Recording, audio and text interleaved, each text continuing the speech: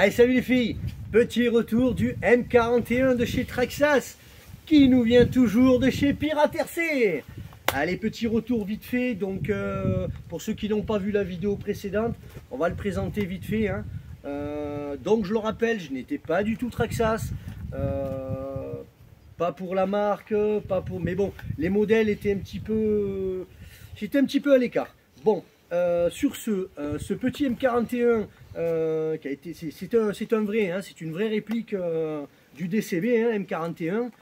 Donc les Américains en ont pas mal, hein, avec les fils et tout ça derrière, c'est super sympa.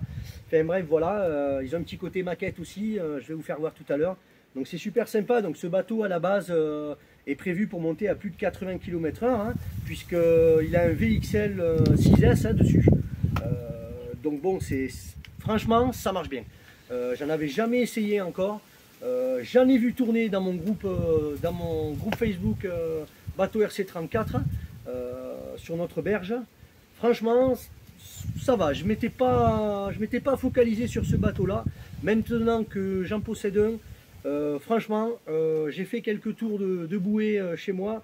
C'est vraiment super. C'est un bateau qui, finalement, qui marche super bien, super bien, super bien. Pour ce bateau, forcément, comme c'est une réplique, hein, il a été calculé pour pouvoir naviguer comme le vrai. Hein. On se doute bien que si à chaque virage on le retourne, ça va être décevant pour les futurs acheteurs. Donc ce bateau, comme je vous ai dit, est vraiment sorti depuis belle lurette, hein, pas avec la même électron, hein, bien entendu, et quelques modifications aussi. Hein, avec le temps, on évolue, mais la base reste la même. Donc, écoutez, on va vous faire voir ça, on va l'ouvrir. Allez, je vous fais voir ça. Alors, au niveau maquette, c'est super. Bon, les échelles chez Traxxas, c'est bizarre. Hein. On dit que c'est du 1,10, on dit que c'est au niveau voiture et tout ça. C'est pas tout à fait les bonnes tailles. Hein. Donc, c'est vraiment... c'est pas tip top pour trouver des personnages et tout ça. Donc, comme vous pouvez le percevoir, regardez. Alors, il y a le petit volant, il y a les fauteuils, il y a les sièges. Ah, c'est super que Traxxas ait mis cette petite touche de détail. Car dans le monde du bateau, on a des bateaux avec des verrières, des vitres, des fausses vitres bien entendu, hein, peintes en noir, et c'est vrai qu'il manque une petite touche. Ici on peut apercevoir qu'ils ont vraiment mis la touche comme le vrai. Voilà. Donc qu'est-ce qu'on a là-dedans les gars? Eh bien on a un petit, enfin un petit, on va pas dire petit, hein, parce que bon, il y a quand même un moteur brushless, hein, donc Valineon, hein, donc c'est un 540 XL, hein, et avec un contrôleur, comme je vous disais tout à l'heure, VXL 6S. Donc là, ça commence vraiment à causer quand on le fait passer en 6S. Donc vous avez le réglage batterie aussi. Donc eux préconisent de mettre les batteries à l'avant. Donc nous, ce qu'on fait quand on a des gros catamarans de compétition, des gros catamarans de course, même des monocoques, hein, des monocoques vraiment en carbone, en Kevlar, de compétition, les batteries, on les met en mode débutant. Donc mode débutant, ça veut dire que les batteries, on les plonge sur l'avant du bateau. Voilà.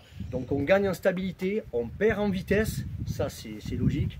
Mais voilà. Donc là, Traxxas, eux, j'ai pas calculé encore leur centre de gravité, mais je suppose que ils ont tout reculé à l'arrière. Pourquoi? Donc je pense que c'est le comportement du bateau qui a été calculé. Hein. Il faut savoir qu'un bateau, dans le monde du modélisme, quand le bateau sort, ce bateau-là, c'est pas un jouet, quoi. Ce bateau a été conçu et calculé pour naviguer correctement. Donc on peut lui faire quelques modifications, hein, il n'y a aucun souci. Hein. D'ailleurs d'origine il sort en 42 au niveau de l'hélice. Si on veut gagner un petit peu plus de puissance pour pas qu'il mouline au démarrage et tout ça, on peut augmenter les hélices tout en respectant les règles, hein, bien entendu. Hein. Moi j'ai des copains, j'ai pas mal de copains qui naviguent en 45 voire en 48. Bon moi 48 je pense qu'il y aura trop de couples. Hein. Donc au niveau lipo, même si je mets 28000 en 3S à l'intérieur, je pense que ça va boire. Donc on va peut-être essayer du 45. On va voir. On va voir. Bon là pour l'instant il est en 42, on l'a essayé, ça déblaye pas mal. Hein. Ça déblaye pas mal. J'ai une quarantaine de bateaux, j'ai des bateaux de compétition, j'ai des bateaux faits sur mesure. Franchement j'ai testé ça. Les gars, ceux qui ont les moyens, parce que bon Traxxas, écoutez malheureusement c'est quand même un petit budget hein, Traxxas. Hein. Mais comme je le rappelle dans toutes mes vidéos, vous n'avez rien à faire. Vous mettez vos lipos, c'est du RTR, et vous naviguez ou vous roulez avec les véhicules, c'est parfait, c'est nickel. des petites touches de réglage en plus, mais pas plus, c'est tout. Donc voilà. Donc on va vous faire part des petits moments de vidéo là pour vous faire voir ça un petit peu, pour ceux qui n'ont pas vu la vidéo précédente. Donc voilà, donc franchement le matos c'est pas mal, tout est étanche. Bon bien entendu hein, le contrôleur, ben, écoutez c'est un contrôleur à eau hein, puisque l'eau passe à l'intérieur pour le refroidir. Hein. Au niveau du moteur c'est pareil, alors Traxa j'ai pas trop compris pourquoi ils ont fait ça. J'ai eu des mauvais retours bon, sur des bateaux beaucoup plus anciens. Hein. Alors ils mettent des culasses refroidies par eau en silicone. Alors comment ça vieillit, c'est pas tip top. Hein. Les raccords sont souples, c'est vraiment... je sais pas. Bon pour l'instant j'ai pas de soucis. J'ai des bateaux, j'ai des M41 que je connais qui ont une paire d'années, il n'y a pas de soucis non plus. Les plus vieux par contre commençaient à être un petit peu sec, un petit peu dur, ça craquelle. C'est pas, je sais pas pourquoi ils ont mis ce système là. Donc voilà. Donc vous voyez, deux fiches, on le met en 2x3S, on règle les lipos sur l'avant, on ferme tout et on navigue sans problème. Alors moi je vais chercher quelques petits réglages en plus, hein, puisque bah, comme vous pouvez le voir, au niveau de la chaise on peut le régler aussi, hein. Il n'y a aucun souci, hein. Bon c'est préconisé dans le livre les réglages et tout ça à faire. Hein. Au niveau des flaps, bah, les flaps malheureusement ils sont fixes. Donc on a contrôlé avec Calvin au niveau de l'équerrage, effectivement c'est bien notifié sur le livre. Vous voyez les équerres, bien à l'équerre, les flaps, voilà. Donc moi ce que j'ai fait, j'ai commandé une option avec les flaps réglables, en alu bleu anodisé, pour avoir un petit peu plus de performance et pour éviter de le faire miauler. Alors dans le monde du bateau, quand on le fait miauler, ouin, ouin, ouin, ouin, à haute vitesse, on perd un petit peu l'accroche sur l'eau, donc ça commence à miauler. Quand ça miaule, on perd un petit peu de vitesse et de stabilité. Ce bateau là, donc comme tous les autres, enfin comme tous les autres, pas comme les premiers, mais comme une bonne paire d'années, possède aussi la technologie TSM, donc qui est réglable sur la TQI, hein, bien entendu. Hein. Donc j'ai été un petit peu déçu aussi. Sur les bateaux, le TSM, j'ai été un petit peu déçu. Par contre, il faut vraiment le mettre au minimum.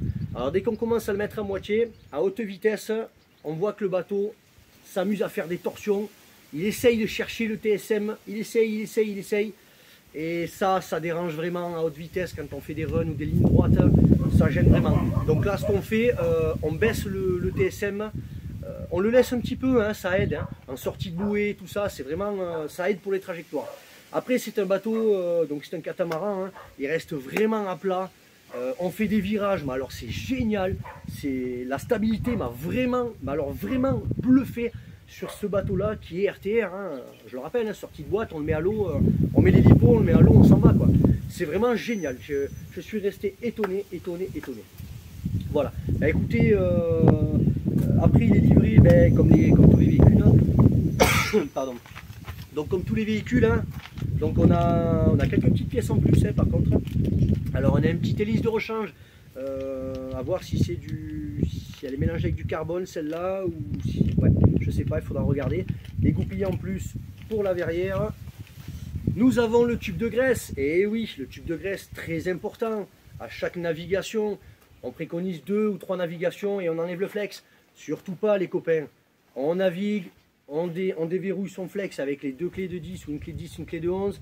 On sort son flex, on le dégrippe, on l'essuie, on le sèche au compresseur et ensuite on met la graisse. La graisse qui préconise, donc ça c'est la rouge normalement, enfin à l'époque c'était la bleue. Là c'est la rouge, on va voir la viscosité qu'elle a. Moi j'aime pas trop quand ça pègue beaucoup parce que ça va pas. C'est pas bon, donc j'utilise de la graisse de jet ski, hein, graisse marine, hein. Donc c'est la verte. Qui est super souple, qui est super quoi. Au niveau de l'eau, ça fait pas de la mayonnaise, ça pousse vraiment l'eau, donc c'est super. Mais on va voir, peut-être qu'ils ont changé leur viscosité et leur qualité, leur marque. On va voir ça parce que Traxxas, encore une fois, nous dit rien sur les pièces, aucune caractéristique. Donc la graisse, et en plus, comme tous les véhicules Traxxas, la caisse à outils Traxxas, les filles. Caisse à outils, donc je vous disais, les 2 clés pour déverrouiller votre flex, votre petite clé BTR, 3 clés BTR, les bouquins, quelques autocollants, les livres, la notice du TQI, la notice de l'option Bluetooth aussi. Voilà, donc écoutez, je crois que j'ai dit à peu près l'essentiel, hein. On va pas rentrer dans le détail extrême de ce bateau, puisque ce modèle RTR, encore une fois, est prêt à naviguer. Quelques petits réglages. Les batteries aussi, ça me chagrine un petit peu de mettre tout le poids sur l'avant. Donc à tester avec un autre hélice un petit peu plus puissant, avec un petit peu plus de couple. Donc justement, on va travailler sur les flaps, parce que là, les flaps, pour les régler, vous avez bien vu, il faut les tordre. Donc pour abaisser le museau, c'est pas tip top. Donc c'est vrai que si on recule tout à l'arrière, il va cabrer. Donc pour cabrer, il faut corriger. Il faut corriger aussi la chaise pour l'accélération. Tout le tableau arrière, il faut le régler. Donc bon, ce que je vais faire quand même quelques tests avec les batteries un petit peu plus en arrière, un hélice un peu plus gros, mais tout ça je le ferai, je vous ferai part des vidéos hein, si on a le temps avec Calvin. Et je mettrai, ça il faut les mettre, hein, les flaps réglables. Ça dans l'absolu, il faut mettre ça. Tant qu'on n'a pas les flaps réglables, on ne peut pas les régler pareil. C'est des flaps en fer qu'il faut régler, quoi. Hein. C'est bon, c'est d'inox, hein, mais bon, c'est vraiment là, c'est pas bien. Je sais pas. Alors ils ont mis tout le tableau, à nous disait en alu bleu, c'est magnifique, c'est beau. Je sais pas. Je suis un peu déçu de ces flaps qu'on tord pour régler. C'est pas non. Bon, eux, peut-être qu'ils ont prévu pour pas les régler, hein, pour les laisser comme ça, bien entendu. Hein. Il est réglé de base, il fonctionne très bien. Après, quand on commence un peu à tabasser avec les copains, on cherche le petit détail qui va un petit peu mieux au niveau du comportement, quoi. Voilà. Bah écoutez, je vous laisse. Je vous dis à très vite. Abonnez-vous. À très bientôt pour des prochaines vidéos.